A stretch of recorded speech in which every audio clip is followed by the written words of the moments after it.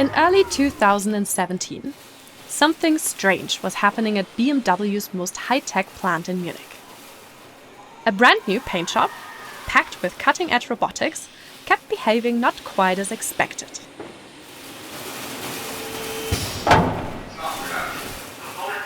It wasn't the machines, it wasn't the people, it was the process.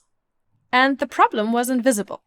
And the only people who could fix it, they didn't wear overalls, they weren't factory workers either. They were two IT guys with something no one had heard of. Process mining. Because this isn't the story about a tool. It's a story about the people. The people who want to make a difference. Namely, two IT guys named Patrick Lechner and Nicolas Gresslein, who saw something others didn't, and who built a movement that would scale across all of BMW.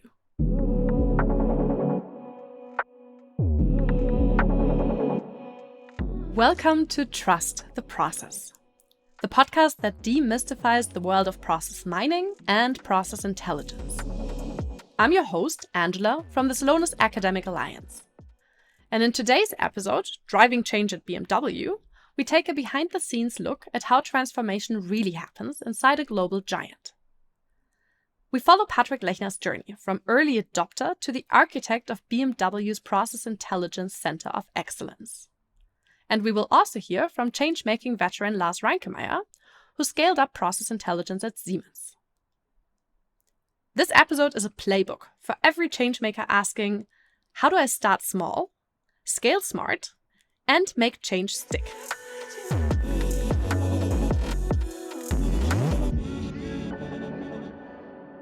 Back in 2017, Patrick was an IT manager for process digitalization. He was curious, tech-savvy, but still very early in his career. One day, his colleague Nicolas Gresslein, a recent grad, shared a new concept: process mining. Yeah, this was back in 2017. My colleague, he had already seen process mining during his university studies, so he already quite liked it. But we got the tool and we thought, what can we do with the tool? And at BMW, we had just had our new paint shop installed here in Munich, which was, I think, the most modern, most fancy paint shop you can imagine. But there were, and when you start a new technology, there are always some issues with the process, some things that could work better, and some unexpected things in the process. And we, two IT guys, we basically went there into the plant and said, maybe let's try out this new tool. Patrick and Nicolas were hyped, but the paint shop team wasn't impressed. And it was quite scary because the guys in this paint shop, I mean, they had worked with paint shops for like 30 years. So they were real experts and they said, what could those IT nerds help us to improve our process? One of the biggest issues in the new paint shop was throughput inconsistency. Cars were getting delayed at various stages, and no one could quite pinpoint why. Patrick and his colleague were convinced that process mining could help. But you can imagine how that went down with the engineers on the ground. They'd been working on the plant for decades, and they thought they would know their processes inside out. But Patrick had the data. Because we very much helped them to understand the process better. Before, they basically had to follow the car through the process manually, so they had to look into each step. But we had the data already. So with process mining, we helped them to understand the process and to make this paint shop work really smoothly and really excellent. The results were instant. Throughput stabilized, backlogs cleared, and something bigger emerged: visibility. For the first time, the process was transparent. And for Patrick, one thought stuck. If we can fix this, what else can we fix?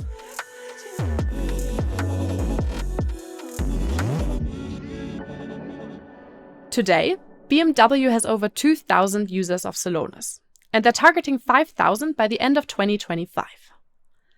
But it wasn't the tech that made it scale. It was Patrick's approach to change management. Yeah, we had a very strong bottom-up approach in the beginning. So we really talked to people and tried to show them the benefit they can have. And I think this is very important because BMW people want to try out things. They want to understand why are things working, why are they not working. So if you just tell them use it, they might not use it. But if they are convinced, they will use it and they will be very happy about it. And that mindset began at the paint shop. and they really tried it out. So they really were active users. They also built their own dashboards. They tried to understand how to use the technology. And this was really great for us because we saw that we have to convince the hearts of the people. We have to convince them that it's the right technology. So Patrick put people in the spotlight for all of the right reasons. He focused on how process mining could help the people living the process, on the line, in the factory, and every day. We started with the people who are responsible for this process to work, but they were really sitting in the plant. So they were active in the process. And those were the first change makers we brought in. They got help later with process experts for the process, but we really tried to convince, first of all, the people in the process. Once the people on the ground were convinced, Patrick knew it was time to close the loop and go to leadership.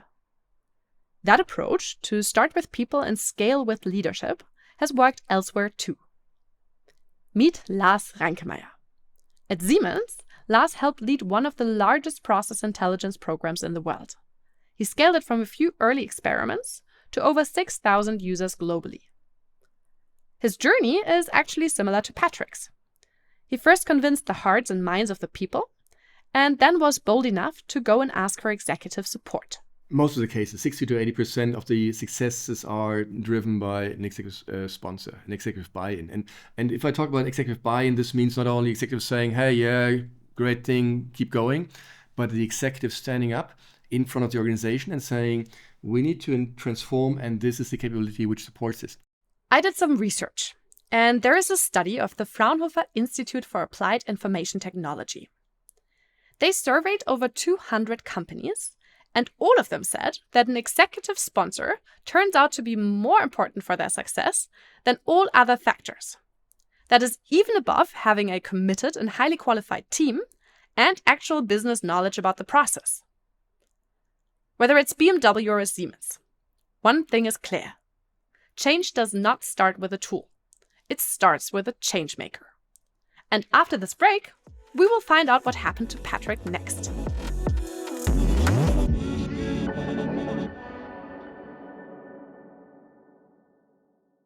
Imagine your dream role in process excellence, business analytics, or digital transformation, just one click away.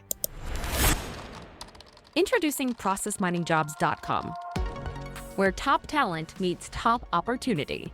Whether you're searching for your next big move or looking to hire the best in the business, this is where careers accelerate and teams level up. Because the future of work is all about matching minds and markets. Explore opportunities and discover what's next at ProcessMiningJobs.com.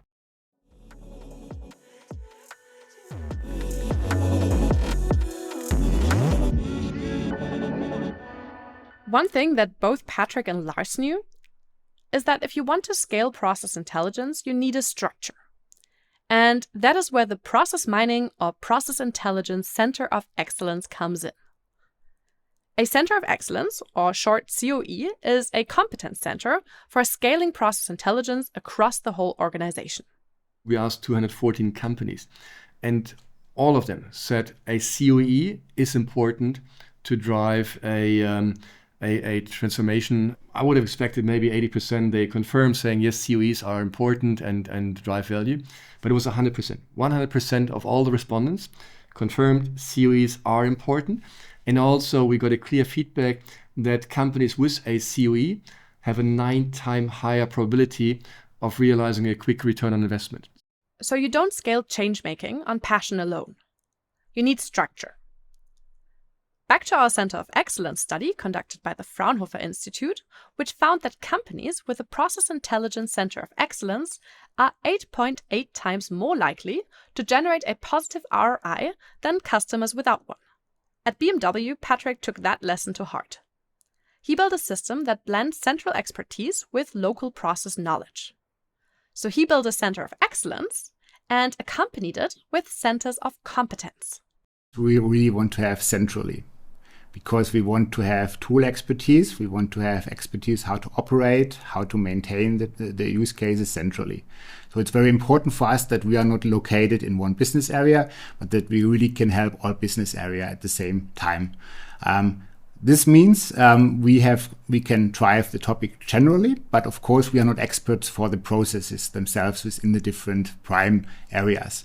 So this is where the centers of competence come in. They're experts for their prime processes. For example, we have a center of competence in production, we have one in after sales, one in engineering, and they know exactly what challenges are we facing, what targets do we have in our process area. So they come with the use cases. We help them to implement them, and we also help them to bring in new technologies, like AI technologies. In other words, BMW built a dual structure. A centralized center of excellence focused on tooling, scalability, and support. And decentralized centers of competence embedded in each major business area. We have a center of excellence, which is driving this change. So it's our central team, which is located in Munich and in Porto. 7 people in Munich, 16 people in Porto, that really drive process intelligence forward. And they are experts for operational excellence, they're experts for tool excellence, and also for process excellence. Patrick built up a centralized center of excellence together with hybrid centers of competence sitting in each of the different branches of the business. And within the COEs and COCs, there's a full team with clearly defined roles. Of course, we have a product owner, so who decides about the vision, what to do, how to achieve this. This is my role in this whole picture. But we also have subject leads that are responsible for one process area. So they're also experts now for those areas. They also know all the people who to deal with. They know the challenges. Behind those leads is a broader team. Each expert plays a specific role in making the system work. From backend to frontend, from dashboard to data connections. Every piece of the puzzle matters.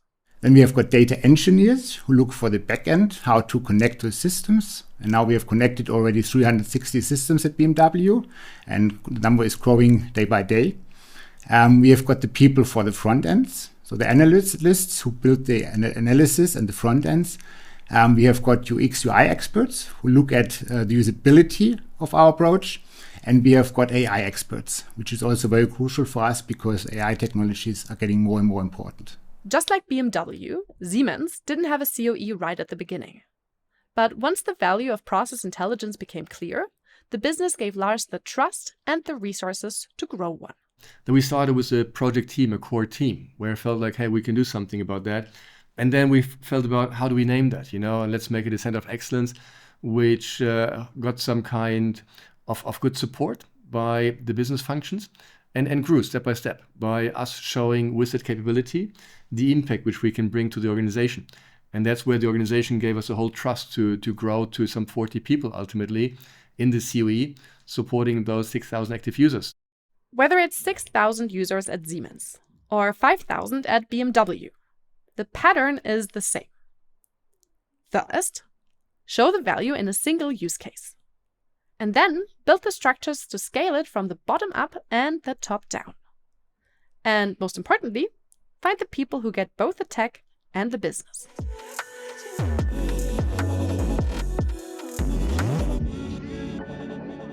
We heard how Patrick built momentum bottom up.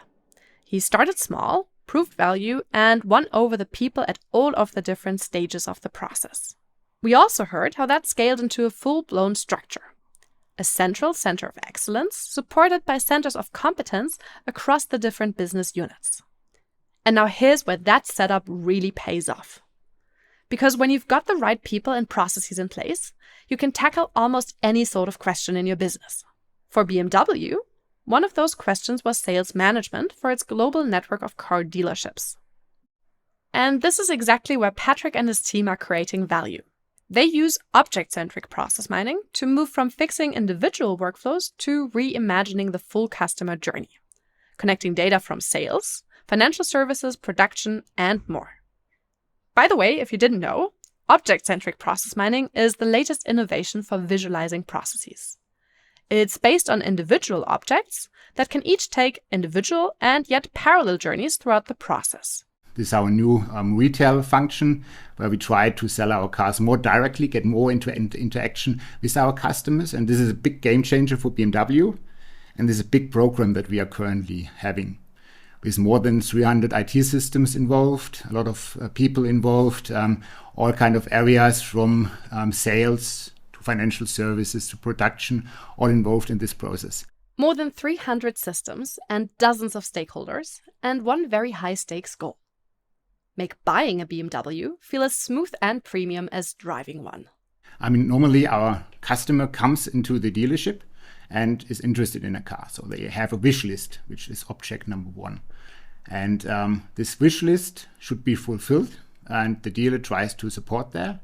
Then he maybe offers a test drive to our customer, so the customer can try out the car, can see, is it the right car for him or her? Does it work? And then if this is successful, they get an offer. Sometimes they take on this offer immediately, and then this process was perfect.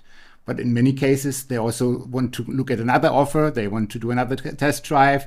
They need a financial offer, how to finance the car in the end. So this interaction can get very complex. Before OCPM, all of this lived in silos. Sales didn't see what was happening in finance. And the dealership didn't know what was happening in the backend. Nobody had the full picture. But now, for the first time, I think we can really see the customer journey. So we really see customer in the process and see what's happening with the customer, how is he dealt with by the dealer, by our financial services colleagues, and so on. So it's the first time we really see this perspective. It's not just about tracking one workflow. It's about following all of the moving parts.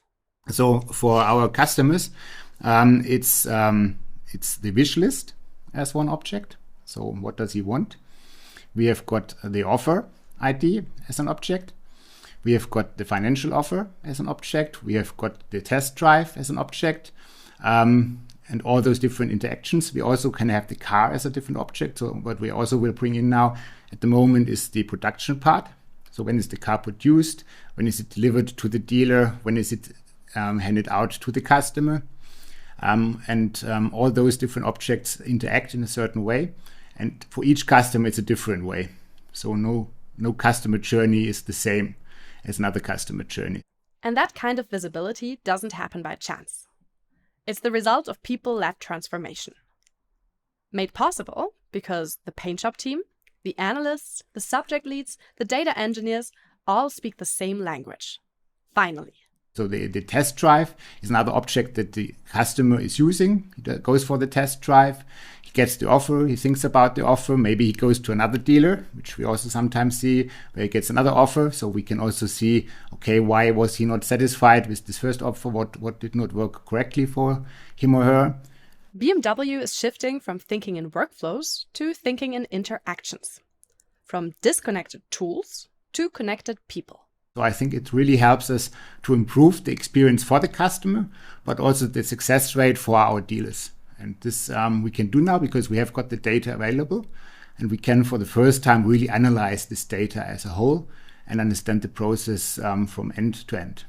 That's what lets BMW do what so many companies can't. Connect the front office to the back end, break down silos, and turn thousands of moving parts into one seamless customer experience. After this break, you'll hear why process transformation is now more important than ever at BMW.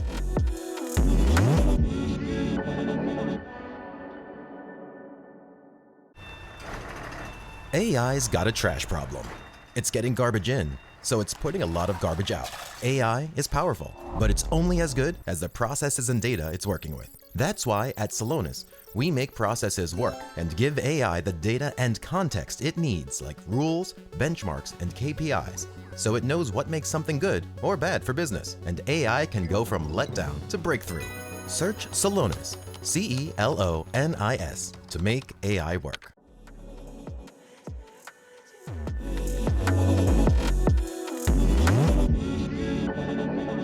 Process transformation isn't just a tech initiative. It's a business imperative. And the automotive industry is in the middle of a seismic shift. Supply chains are tighter, margins are slimmer than ever before, and a new fast-moving digital native player is raising the bar.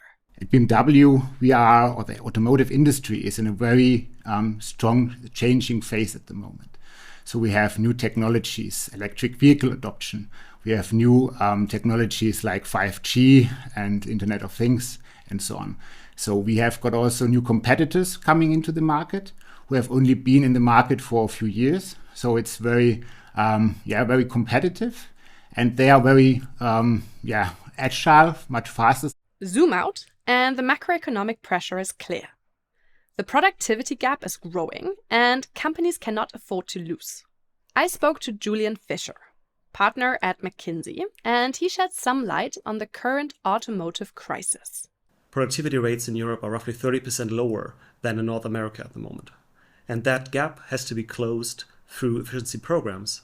And process intelligence is a huge lever to actually get to that efficiency level. Zoom in, and the real cost becomes visible. There are handoffs that don't work, KPIs are disconnected, and teams that are solving different problems. And when you start linking those functions that are very disconnected today, especially at the interfaces, you find these pockets of value, right? Where you say, I actually have a handoff that doesn't work. I don't have transparency on some of the implications of my process on somebody else. Or even something simple as, do our KPIs tie end to end? Are they really linked? And are they all directed at the same goals? BMW's process intelligence journey made them resilient inside and out. They didn't just plug in a platform. They built an ecosystem powered by people, powered by bottom-up champions, powered by centers of excellence, and powered by executive sponsors. And Patrick and Nicholas, they made it from the paint shop to a global tool powering the company through all economic times and giving transparency across departments and process silos.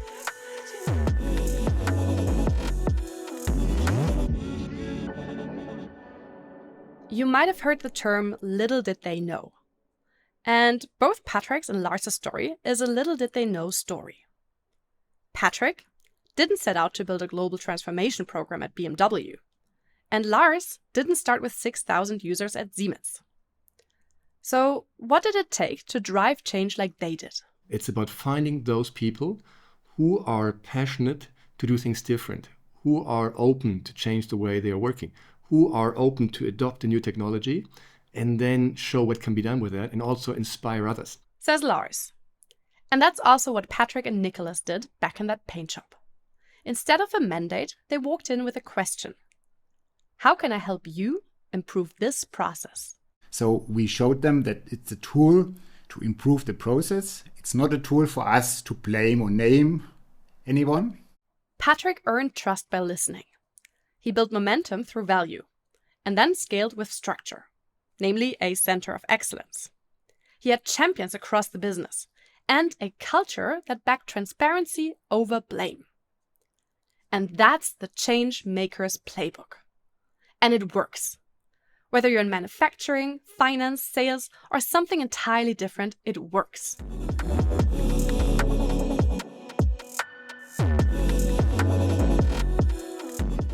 Join us next time as we jump into a new role in the CFO office. Because when people drive change and processes work, everything works.